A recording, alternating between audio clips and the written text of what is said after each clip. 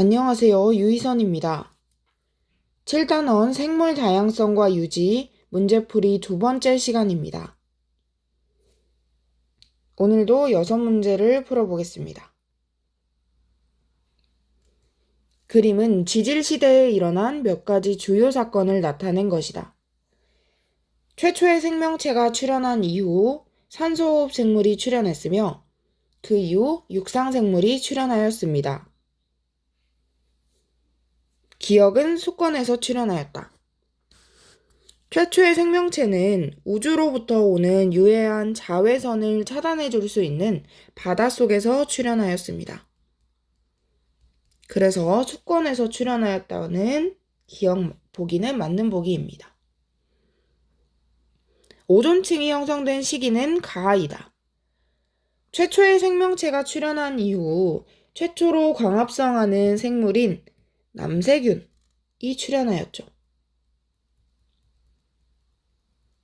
남세균이 출현한 이후 바닷속의 산소 농도가 높아지면서 산소 호흡을 할 수 있는 해양 생물이 폭발적으로 증가하였습니다.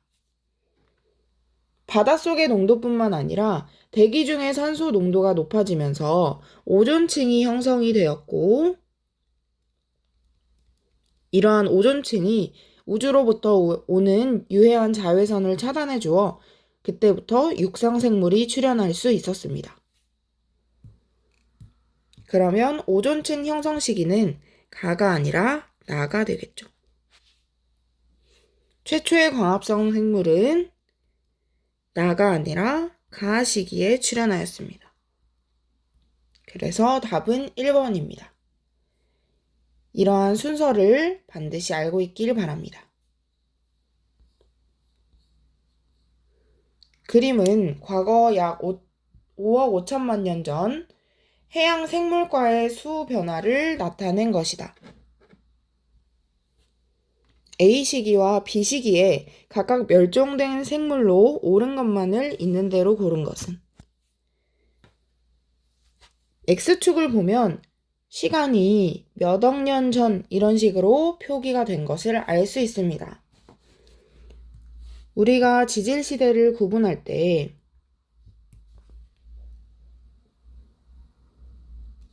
이렇게 지질시대가 있으면 제일 처음 시작한 것, 지구가 지질시대를 시작한 시기는 46억 년 전입니다. 그리고 5.41 이때까지가 바로 성캄브리아 시대입니다. 5억 4천만 년 전이죠.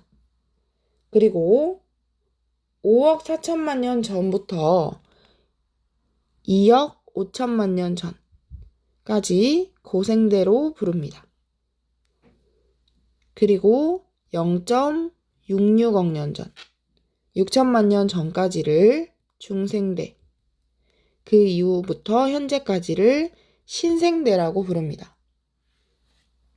여러분들이 문제를 풀 때 소수 뒤에 두 번째까지는 기억을 못해도 상관없지만 5억 년 전, 2억 년 전, 0.6억 년 전 이 정도로는 시기의 구분을 기억해주면 문제를 푸는데 훨씬 수월합니다.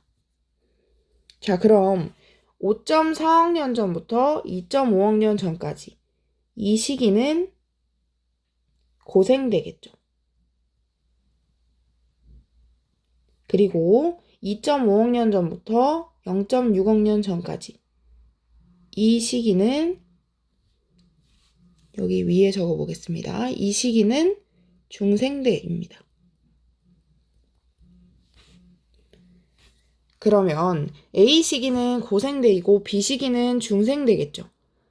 고생대 말에 멸종된 생물과 중생대 말에 멸종된 생물을 고르라는 것입니다. 기억부터 보겠습니다. 기억은 고생대에 서식했던 방추충입니다. 니은은 고생대에 서식했던 삼엽충입니다. 아래 시기까지 같이 적어볼게요. 디귿은 합해석입니다. 합해석은 신생대입니다. 리을은 암모나이트입니다.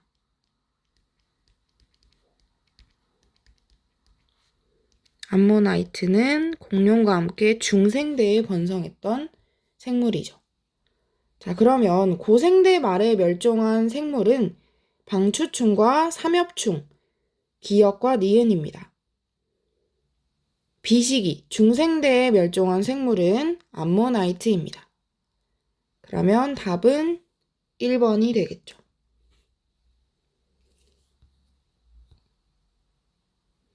다윈이 주장한 자연선택설의 내용으로 옳지 않은 것은 생물은 자손을 과잉 생산하는 경향이 있다. 생물은 종족 번식을 위해 자손을 과잉 생산함으로써 유전적 변이가 다양한 것을 선호합니다. 1번은 맞는 보기입니다. 진화를 일으키는 중요한 요인은 돌연변이이다. 아니죠. 진화를 일으키는 중요한 요인, 가장 중요했던 요인은 자연선택이었습니다. 환경에 적응하기 유리한 개체가 살아남는 것이 자연선택이죠. 그래서 답은 2번입니다. 먹이나 서식 공간이 한정되어 있어 개체 간의 생존 경쟁이 일어납니다. 한정된 자원을 두고 서로 적응하려고 경쟁을 한다고 했었죠.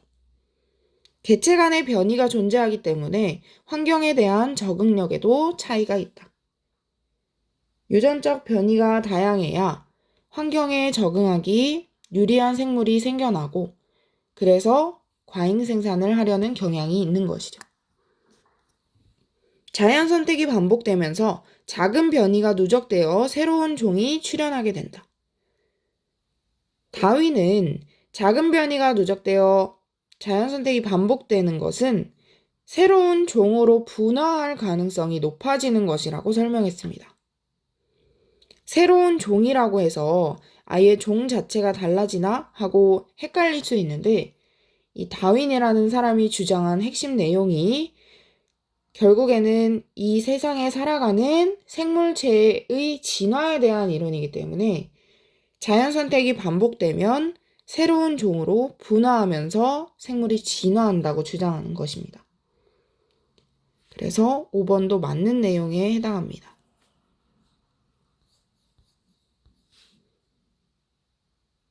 그림은 고립된 서식지에서 나방 집단의 진화 과정을 나타낸 것이다.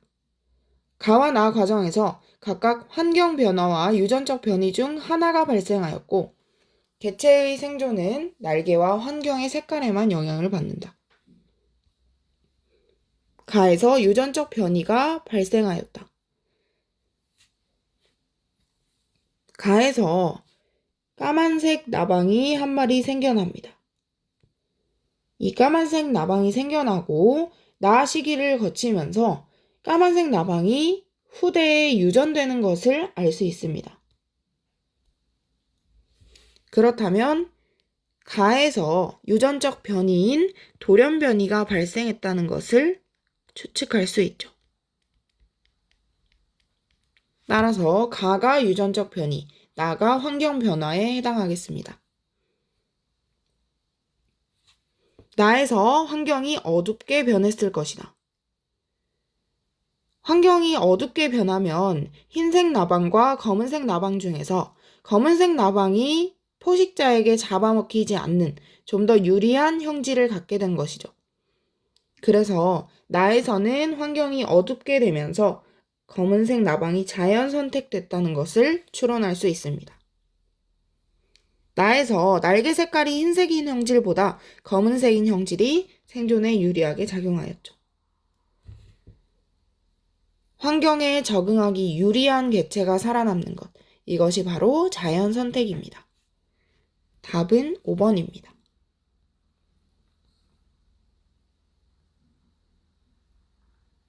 다음은 바나나에 대한 자료이다. 수업 시간 중에 야생 바나나와 우리가 흔히 먹는 품종 개량된 바나나의 차이를 설명한 적이 있습니다. 어떤 부분이었나요? 생물 다양성과 보존의 유전적 다양성 부분이었습니다. 야생 바나나는 씨로 번식하고 우리가 주로 먹는 바나나는 씨가 없어 줄기의 일부를 잘라 옮겨 심어 번식시킨다. 한때 대규모로 재배되었던 씨 없는 바나나 품종은 곰팡이 병이 퍼지면서 사라졌다. 씨로 번식하는 것이 유성생식이었죠.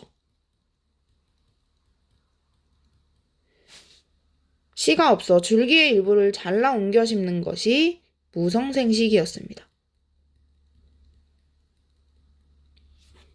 유성생식은 유전 정보가 교합되어 만나는 생식 방법이므로 유성생식은 유전적 정보가 다양하고 무성생식은 일부를 잘라 옮겨 분화시키는 것이므로 유전 정보가 동일하다는 특징을 가지고 있습니다.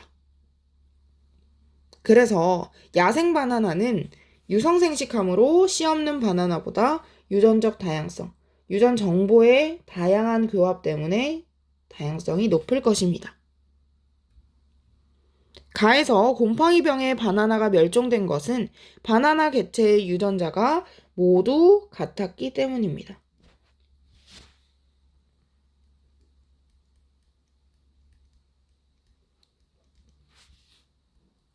한 종에서 개체의 유전자가 다양하면 환경 변화에 적응하여 종을 보존할 가능성이 낮다.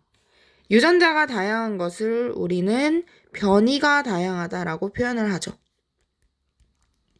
이러한 변이가 다양하면 유전적 다양성이 증가하고 즉 생물 다양성이 증가합니다. 그러면 종을 보존할 가능성도 높아지겠죠. 환경에 살아남을 개체가 존재할 가능성이 높아지기 때문에 보존할 가능성이 높아집니다.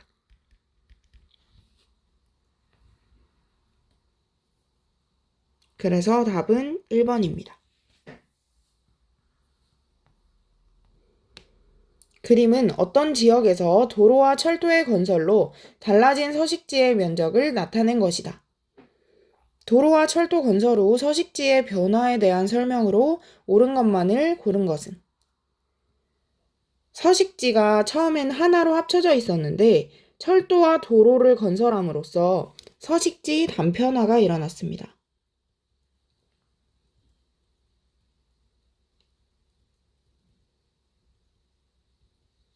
서식지 단편화가 일어나면 서식지 자체의 면적이 줄어듭니다.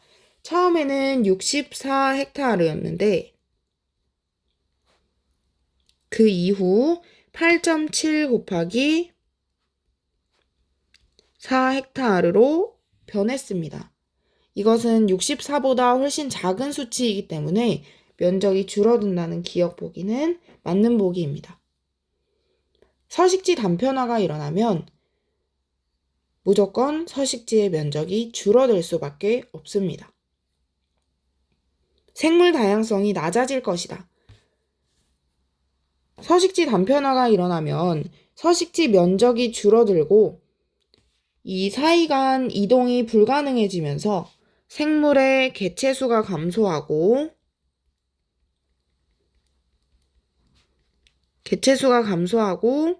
다양성이 낮아집니다. 그래서 니은도 맞는 보기입니다. 서식지 중앙보다 가장자리에 사는 동물종의 피해가 더 크다. 이게 헷갈리기 쉬운데 서식지 면적이 전체적으로 줄어들지만 가장자리를 보면 처음에 있던 이 가장자리보다 나중에 이거를 전체 다 둘러싸는 가장자리가 각각 이렇게 생기는 것입니다. 그러면 이 가장자리에